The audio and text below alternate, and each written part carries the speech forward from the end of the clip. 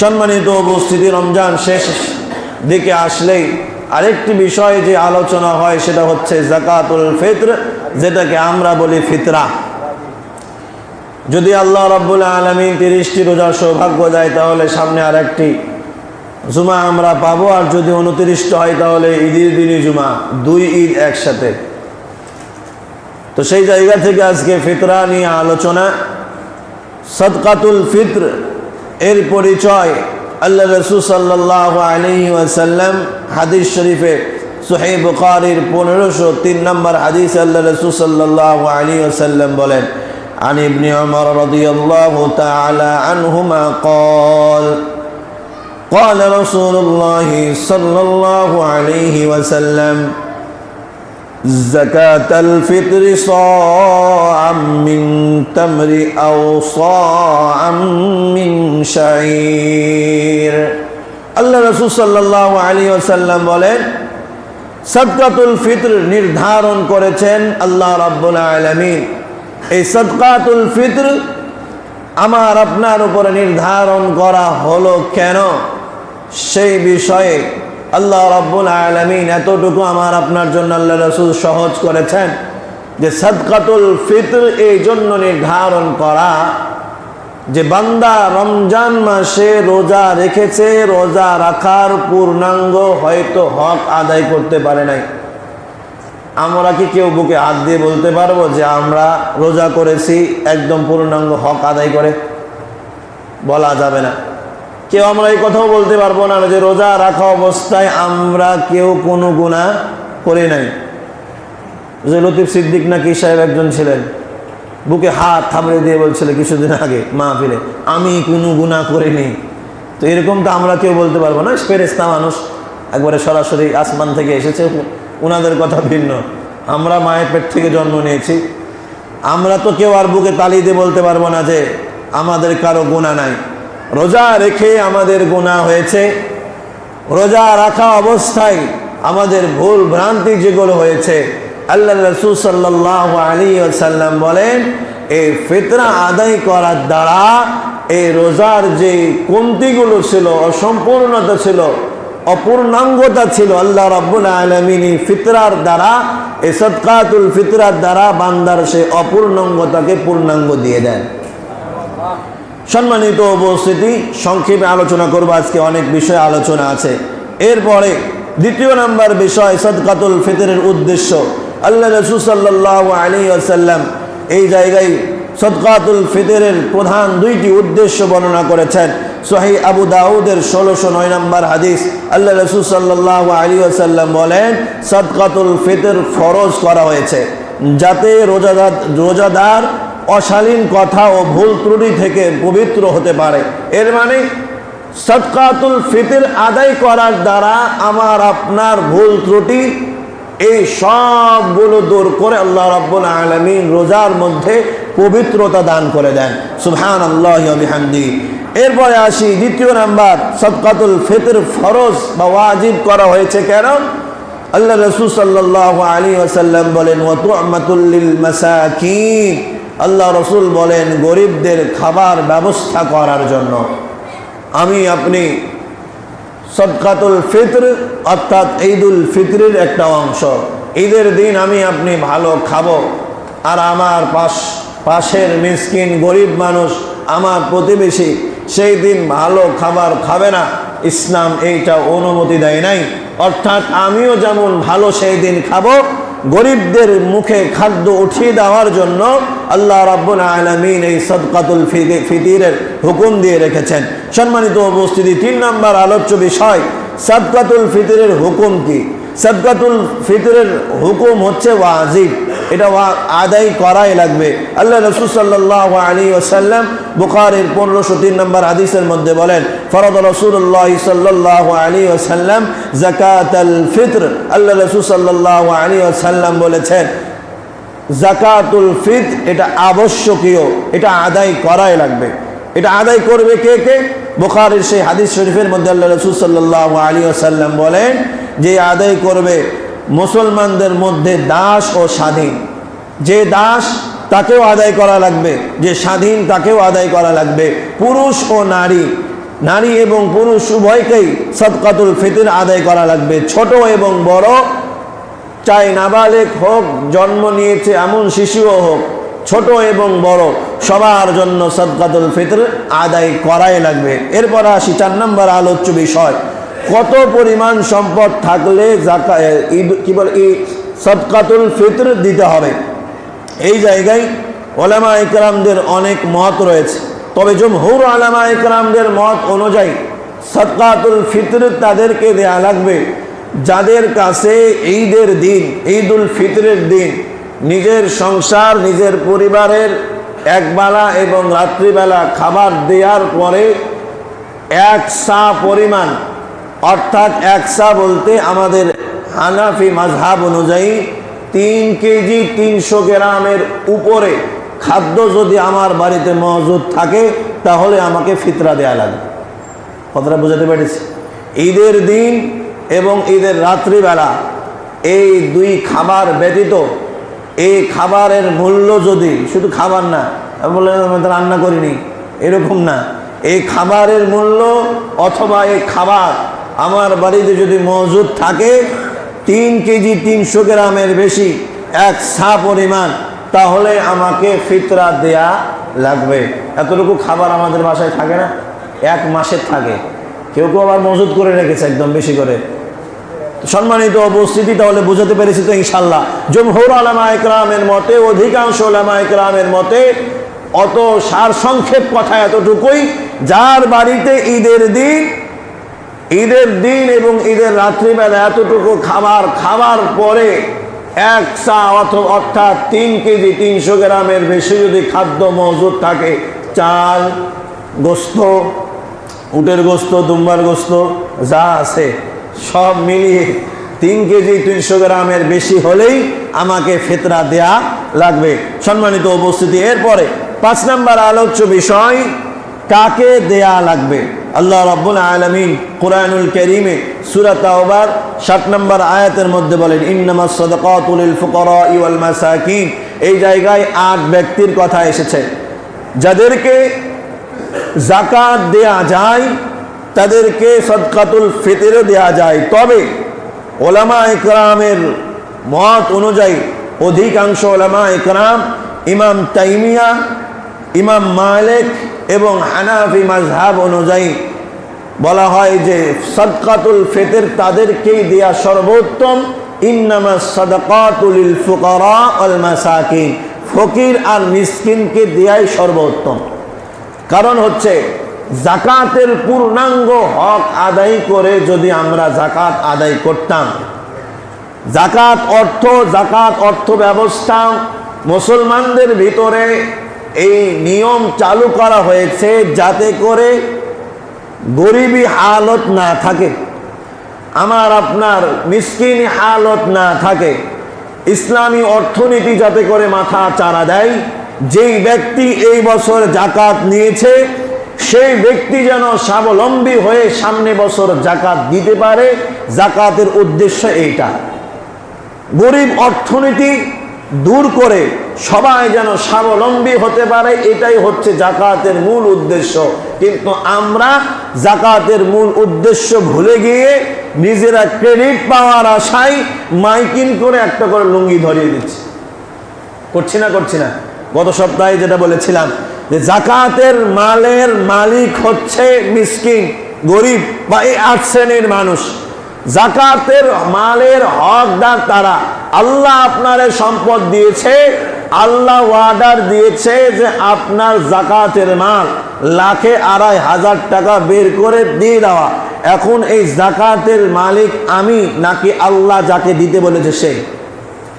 কথা বলছেন না। যাকে দিতে বলেছে সে।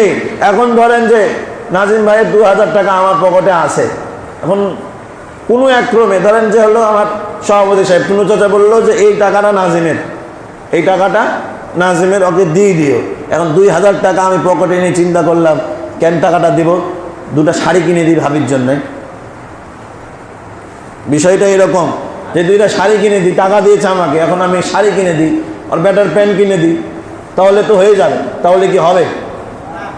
আমার দায়িত্ব তার কাছে তার সম্পদটা পৌঁছে দেওয়া। এখন ওই টাকাটা দিয়ে এখন ওই কি হলো পানি খাবে নাকি এরকম ডলাডলি খাবে সেটা তার ব্যাপার, নাউজুবিল্লাহ মিন যালিক। তো এটা তার মালিকের ব্যাপার। আমার দায়িত্ব তার কাছে তার মালটা পৌঁছায়া দেওয়া।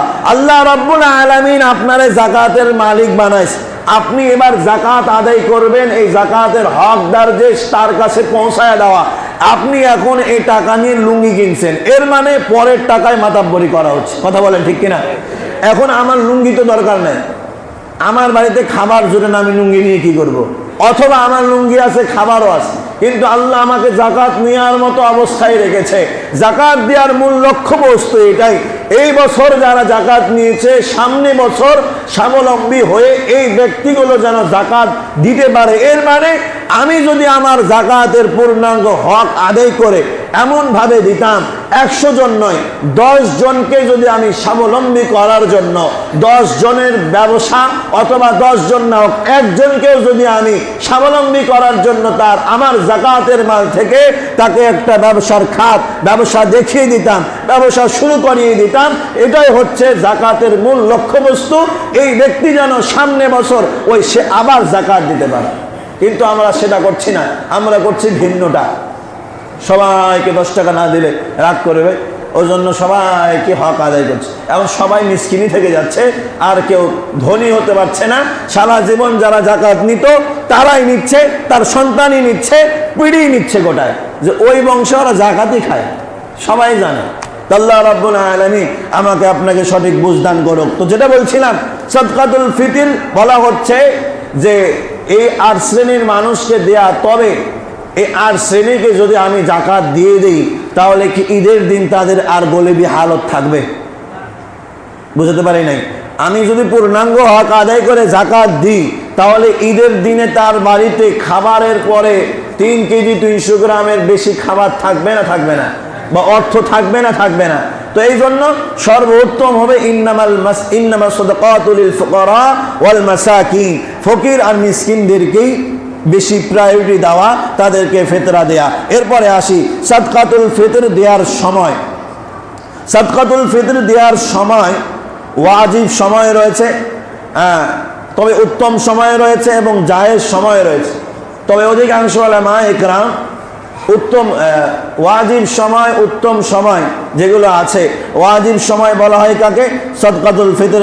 অধিকাংশ আলেমের মতে রমজানের শেষ দিন সূর্যাস্তের পরে সাদকাতুল ফিতর ও আদায় করা ওয়াজিব, অর্থাৎ যখন ঈদের রাত শুরু হয় তখনই এটি আবশ্যকীয় হয়ে যায়।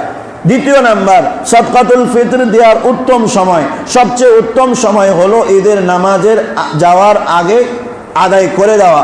এরপরে জায়েজ সময় ঈদের 1-2 দিন আগে ফিতরা দেয়া। সাহাবায়ে কেরামদের থেকে হাদিস পাওয়া যায়, বুখারীর 1511 নম্বর হাদিস, সাহাবায়ে কেরাম ঈদের 1-2 দিন আগে ফিতরা আদায় করতেন। তো এই জায়েজ সময়ের দিকে তাকাইলে দেখা যায় যে ঈদের চাঁদ ওঠার পরে যদি আমি সাদকাতুল ফিতর আদায় করি, আমার উদ্দেশ্য যদি থাকে মিসকিনকে খাদ্য দেওয়া, তাহলে সেই ব্যক্তির এই টাকাটা পেয়ে খাদ্য কেনা সহজ হয় না কঠিন হয়ে যায়? কঠিন হয়ে যায়, সহজ হয় না ভাই, কঠিন হয়ে যায়। সেই রাত্রিবেলা ঈদের রাত্রে 1 কেজি 1 পোয়ার কোনো কাস্টমারের টাইমই নাই। যারা সবাই ধনী লিস্ট ধরিয়ে দিয়েছে 2 কেজি 4 কেজি 5 কেজি, তাদেরই মশান আলাদা। আমাদের মতো গরিব মানুষ ওই ঈদের রাত্রিবেলা বাজার করতে পারে না। কত 1 পোয়া, তো একটু সামনে দাঁড়ান, ওই 2 কেজিটাকে আগে দিই। তো এইরকম হয়ে যায়। তো সেই জায়গা থেকে আমার উদ্দেশ্য ঈদের দিন তারাও যেন আমার মতো ভালো খাদ্য খায়। সেই জায়গা থেকে উত্তম সময় অবশ্যই চাঁদ ওঠার পরে। তবে আমার উদ্দেশ্য হলো সে যেন ভালো মতো খেতে পায়, আমার টাকাটা যেন হক আদায় হয়। সেই জায়গা থেকে আমরা এতটুকু করতে পারি যে ঈদের 2-1 দিন আগে ফিতরা আদায় করে দেওয়া, যাতে করে তারা একটু ভালো মতো ঈদের দিন খাবার খেতে পারে। সম্মানিত উপস্থিতি, 6 নাম্বার বিষয়, কোন খাদ্য শস্য দিয়ে ও কত পরিমাণ দিতে হবে সাদকাতুল ফিতর। এই জায়গায় আমাদের সর্বোচ্চ অবহেলা রয়েছে। সাদকাতুল ফিতর অর্থাৎ ফিতরা নিয়ে আমরা সর্বোচ্চ অবহেলাটা দেখাই। আমরা তাকিয়ে থাকি ইসলামিক ফাউন্ডেশনের দিকে, যে ইসলামিক ফাউন্ডেশনে সর্বনিম্ন কত টাকা করা হলো ফিতরা। এই বছর করা হয়েছে 85 টাকা, ব্যাস আমরা খুশি। কিন্তু এই 85 টাকা কিসের ভিত্তিতে করা হলো সেটা খেয়াল করা। এই সাদকাতুল ফিতর নির্ধারণ করা হয় আপনার অবস্থার প্রেক্ষিতে, আপনি কেমন খাদ্য খান তার প্রেক্ষিতে, আপনার খাদ্য তালিকায় বাজেট কেমন তার প্রেক্ষিতে। বাজেটের দিক থেকে বলা হয় জব, খেজুর, পনির, কিশমিশ এগুলো 1 সা পরিমাণ হওয়া লাগবে। জব, খেজুর, পনির, কিশমিশ 1 সা হওয়া লাগবে, এর মানে 3 কেজি 300 গ্রাম হওয়া লাগবে। তো এই হলো জব, খেজুর, পনির, কিশমিশের অবস্থা। আমি আপনি ঈদের দিন যে আমার বাসায় যে খাদ্য বা রান্না হয় এই খাদ্যটাকে 85 টাকার ভিতরে হয়, তাহলে আমরা 85 টাকা কিন্তু আদায় করছি। বলা হয় যে গমের ক্ষেত্রে অর্ধ সা আদায় করা লাগবে। গমের ক্ষেত্রে অর্ধ সা মানে 3 কেজি 300 গ্রামকে অর্ধেক করে যা আসে, গমের অর্ধেক দাম যা আসে এটা আদায় করা লাগবে। সেই জায়গা থেকে দেখা যায় যে 2.25 কেজি অথবা 2 কেজির দাম। তো গমের দামের দিকে যদি লক্ষ্য করা যায় সেক্ষেত্রে আমরা 85 টাকা দেব। তবে চিন্তা করে দেখেন তো, ঈদের দিন গমের টাকার দিকে লক্ষ্য করতে গেলে 85 টাকা একটা সামাইয়ের প্যাকেট, ভুল কিছু বললাম? 85 টাকা একটা সামাইয়ের, লাচ্চা সামাইয়ের প্যাকেটের দাম, কিন্তু আমরা আদায় করছি কি ওটাই। কিন্তু আমার বাড়িতে সেই দিন কমসে কম 2-3 হাজার টাকার তো রান্নাবান্না হয়, সামাই হয়, লুডুস হয়, কেউ পুডিং করে, কেউ কয়েক ধরনের হালুয়াই করে, এরপরে গোস্ত হয়, রোস্ট হয়, পোলাও হয়। সর্বোপরি দেখা যায় যে আমরা সর্বোত্তমটা কিন্তু আমার বাড়িতে করি। আমি আমার জায়গায় সর্বোত্তমটা ব্যবস্থা করি, দেওয়ার সময় সর্বনিম্নটা করি। তাহলে কি আমার ফিতরার হক আদায় হলো? সম্মানিত উপস্থিতি, ফিতরাটা এমন হয়ে গেছে বাড়ির মালিকও যা দিচ্ছে, ভাড়াটিও তা দিচ্ছে। আল্লাহ রাব্বুল আলামিন মাঝখান দিয়ে বলছে তোরে আমি বানাইলাম ধনী, কিন্তু তুইও হয়ে গেছিস মিসকিন। তো সেই জায়গা থেকে সাদকাতুল ফিতর আমাদের দেশে সবচাইতে অবহেলিত। আমি আমার জায়গা থেকে চিন্তা করে দেখব যে আমার বাজেট কতটুকু, আমার বাজেট অনুপাতে আমাকে সাদকাতুল ফিতর আদায় করা লাগবে। আমার খাদ্য তালিকা, আমার দৈনন্দিন খাদ্য তালিকায় যদি হিসাব করেন, যে খেজুরের যদি হিসাব করেন, তাহলে দেখা যাবে যে ভালো যখন যদি বলা হয় যে খেজুর দিয়ে আদায় করে দেন, খেজুরের দামের দিক খেয়াল করে, তখন আমরা চিন্তা করবো 300 টাকা খেজুর। 300 টাকার খেজুরও আছে, 600 টাকা দামেরও খেজুর আছে, কিন্তু আমরা কেউ 300 টাকা দামের খেজুর খাই না। খাই কি? কেউই খায় না। ওই যে সিদ্ধ করা লেট্টা ধরনের একগুলো খেজুর পাওয়া যায়, যেটা চিনি দিয়ে সিদ্ধ করে, বোঝাই যায় ডাইরেক্ট যে একদম জান্নাত থেকে উঠে এসেছে এই খেজুর। ওই খেজুর কিন্তু আমরা কেউ খাই না। কিন্তু যদি বলা হয় যে ভাই খেজুরের দাম ধরে আপনি আপনার সাদকাতুল ফিতরা আদায় করেন, তখন আমরা 300 টাকা কেজি চিন্তা করি, কিন্তু নিজে আবার খাই না।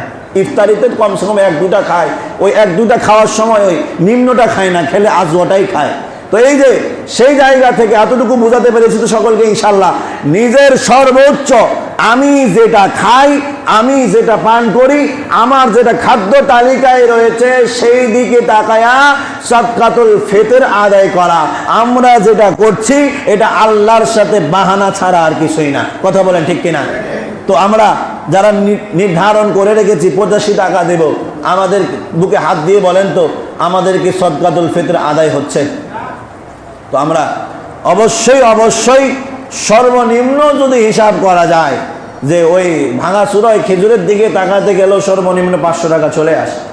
এখন ওরে বাপরে, 500 টাকা দিতে গেলে সবাই মিসকিন হয়ে যাবে। তো যেহেতু ইসলামিক ফাউন্ডেশন থেকে 85 টাকা নির্ধারণ করা হয়েছে, সেই জায়গা থেকে আমরা আমাদের দৈনন্দিন আমি কতটুকু একবেলায় খাই এতটুকু হিসাব করে ন্যূনতম 150 টাকা করে দিলেও বলা যায় যে মিসকিনের খাতার থেকে নাম উঠবো। এটা আমার মতো যারা রয়েছেন তাদের ক্ষেত্রে বললাম, টুনু চাচার ক্ষেত্রে না। আবার বুঝতে পেরেছেন তো? আল্লাহ রাব্বুল আলামিন যাদেরকে দিয়েছেন তাদের ক্ষেত্রে এটা না, আল্লাহ যাদেরকে দিয়েছে তারা সেইভাবেই সাদকাতুল ফিতর আদায় করবে। বুঝাতে পেরেছি তো সকলকে ইনশাআল্লাহ? সম্মানিত উপস্থিতি, এরপরে আসি 8 নাম্বার, খাদ্যশস্যের পরিবর্তে টাকা দিয়ে আদায় করা যাবে কিনা। বর্তমানে ইউটিউব আর ফেসবুক হওয়া যাওয়ার কারণে বর্তমানে এই বিষয়টি নিয়ে খুব কোন্দল চলছে।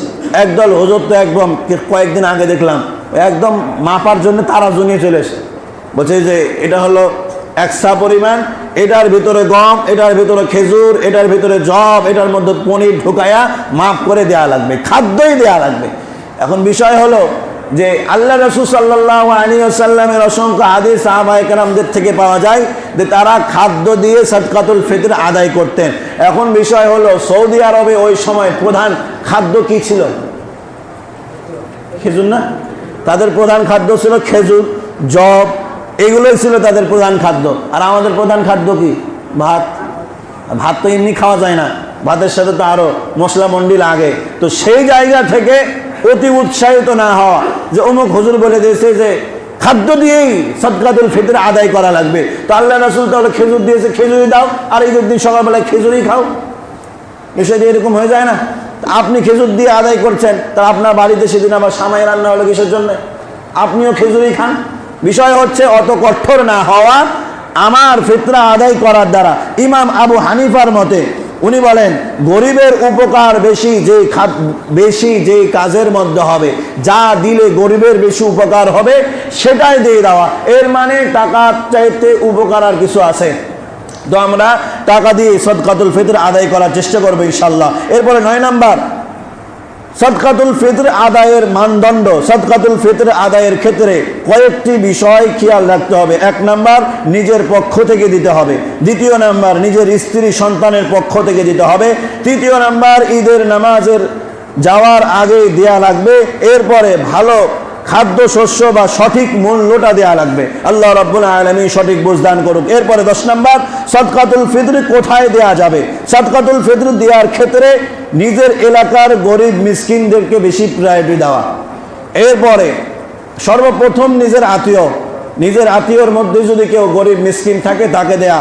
এরপরে নিকট প্রতিবেশী, এরপরে গরিব মিসকিনদের দিকে খেয়াল রাখা। আল্লাহ রাব্বুল আলামিন আমাকে আপনাকে বুঝদান করুক। এরপরে আমার যদি মনে হয় যে ইয়াতিম খানাগুলোতে ইয়াতিম সন্তানগুলো রয়েছে, তারা ঈদের দিন কি খাবে, তাদের মুখে আমি কিছু খাবার দিতে চাই, সেই জায়গা থেকে ব্যাখ্যা আসে এরকম যে ইয়াতিম মিসকিনওয়ালা মাদ্রাসাগুলোতেও আমরা সাদকাতুল ফিতর দিতে পারবো। আল্লাহ রাব্বুল আলামিন যে 10 বিষয় আলোচনা হলো আমাদের সবাইকে বুঝার তৌফিক দান করে সকলে বলি আমিন। সম্মানিত উপস্থিতি, শেষ কথা যেটি, আমাদের অত্র অঞ্চল থেকে